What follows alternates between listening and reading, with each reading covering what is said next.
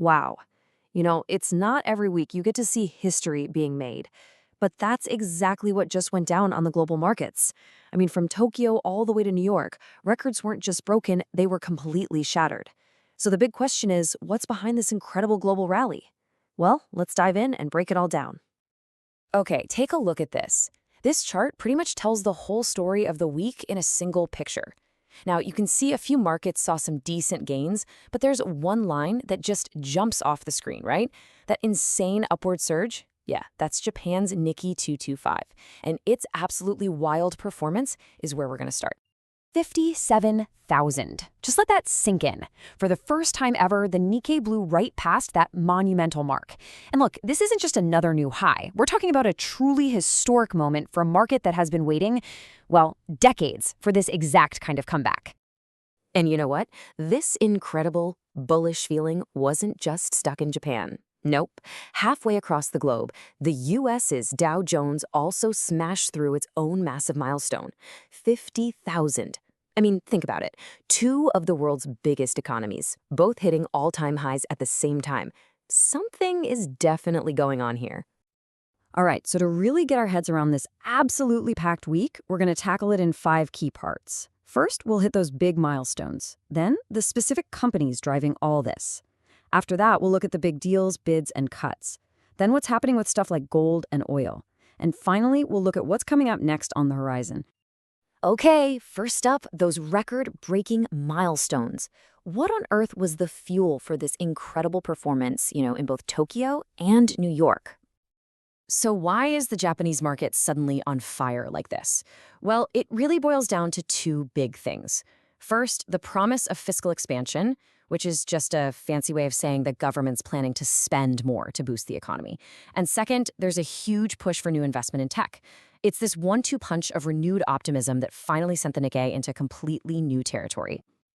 And hey, the UK didn't want to be left out of the party. The FTSE 100 also got in on the action, climbing to a record high of its own, over 10,420. The push came from some of the biggest names in banking and mining, which just goes to show you there was some real broad strength in the UK market. All right, so who were the real heavy lifters this week? Let's zoom in a bit and look at the key players that really drove these markets up. Over in the UK, the banking sector was an absolute beast. You had titans like HSBC and Barclays posting really solid gains. I mean, Barclays alone climbed over 2.7%. Performances like that were a huge reason the FTSE hit that record close. Now, what's really interesting about the US market is just how resilient it was. You see, it had just gone through this tech-led rout, basically a big, sharp drop in tech stocks. But even after that, the major indexes just shook it off, bounced back, and held their ground. That right there is a super powerful sign that investors are still feeling pretty confident. Okay, let's shift gears a little and look beyond just the stock prices. It was a massive week for the companies themselves, too. We're talking major deals, big money bids, and even some cuts that are literally reshaping entire industries. Yeah, the corporate world was just buzzing. For example, we saw DSM-Firmenich sell off a big piece of its business. The online grocer Ocado announced some pretty big cost-cutting plans.